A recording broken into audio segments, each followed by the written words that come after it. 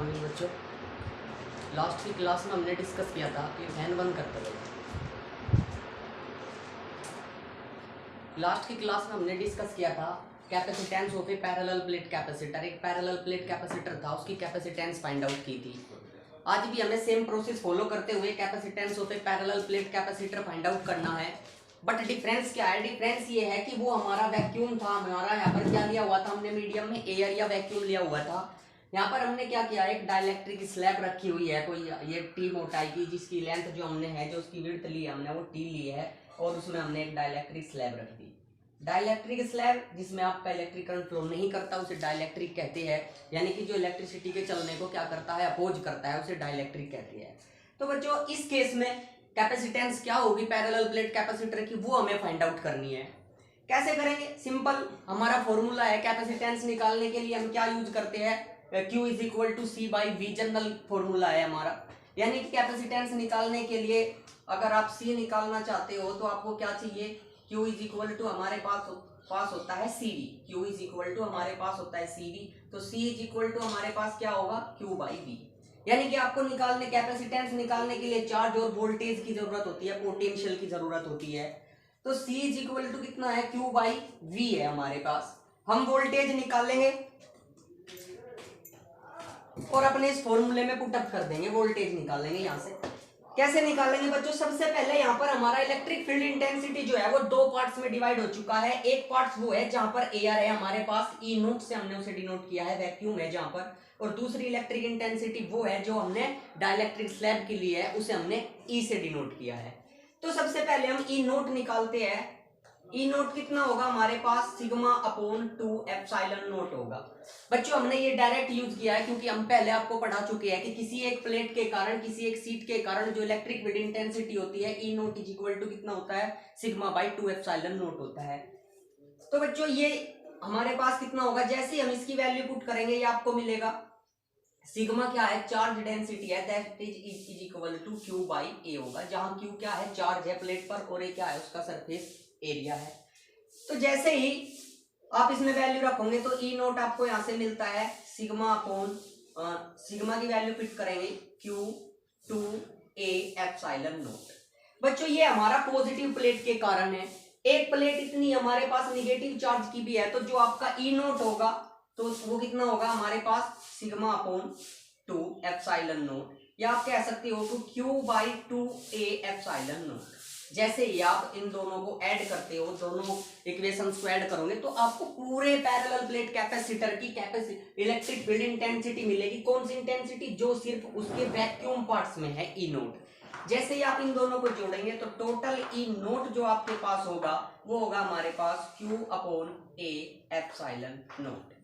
ये हमारे पास हो जाएगा electric field intensity in vacuum, equation number first हमने उसे लेट कर लिया। अगर हमारे पास E nought is equal to Q by A epsilon nought है, डाइलेक्ट्रिक कांस्टेंट हमने इसका कितना लिया है, K लिया है, K डाइलेक्ट्रिक कांस्टेंट ले लिया हमने बच्चों। तो ऐसे ही हमारे पास जो E होगा, E जो हमारे पास होगा वो कितना होगा, Q by K A epsilon note होगा, जहां K क्या है, डाइलेक्ट्रिक कांस्टेंट है। तो बच्चों ये E तो हमारे पास किसका है, डाइलेक्ट्रिक स्लैब के अंदर वाले पार्ट का है, और जो E नोट है वो बाहर वाले पार्ट का है। अब हम क्या करेंगे, हमें कैपेसिटेंस निकालने के लिए इलेक्ट्रिक फील्ड इंटेंसिटी की नहीं, पोटेंशियल की रिक्वायरमेंट है, हमें पोटेंशियल चाहिए। तो पोटेंशियल निकालने के लिए क्या करेंगे, हम पोटेंशियल ग्रेडियंट यानी कि relation between electric field intensity and potential difference में जो आपको रिलेशन पढ़ाया गया था उसका यूज कर लेते हैं। हम क्या जानते हैं कि E is equal to V upon D होता है। ये हमने कहां से लिया है, ये लिया है हमने यहाँ से, E is equal to minus DV upon DR। अब हम क्या कर रहे हैं, जो लास्ट में हमने डेरिवेशंस या फिजिक्स सीखी थी, हम वहां से डायरेक्ट कोई कॉन्सेप्ट उठाते हैं और उसे अपने फॉर्मूलोज में, अपने कॉन्सेप्ट में क्या लगा देते हैं, न्यू वाले में यूज कर लेते हैं। यही फायदा होता है।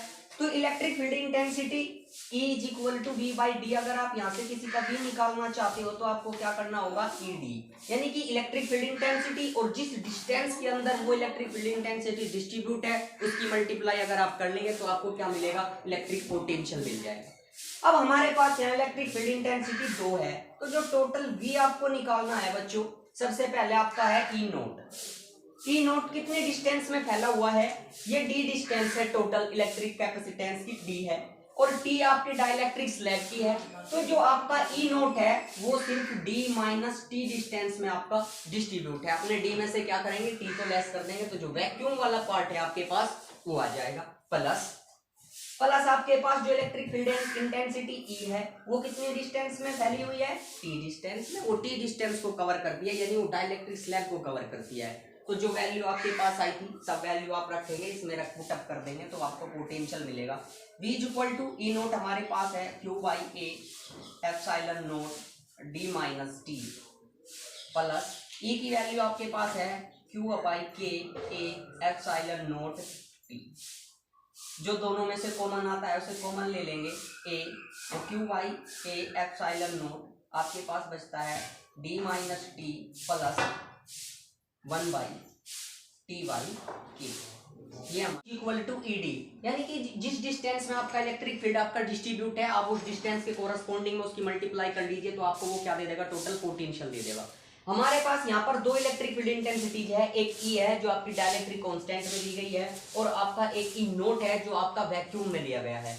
तो अगर आप पूरा पोटेंशियल निकालना चाहते हैं तो E नोट, जिस डिस्टेंस में आपका E नोट डिस्ट्रीब्यूट है, टोटल डिस्टेंस कितनी है प्लेट्स के बीच की, D है, और जो आपने डाइलेक्ट्रिक स्लैब ली है जो उसकी मोटाई है वो T है, तो D माइनस T लेंथ में आपका E नोट डिस्ट्रीब्यूट है और E कैपेसिटेंस निकालने का C is equal to Q by V।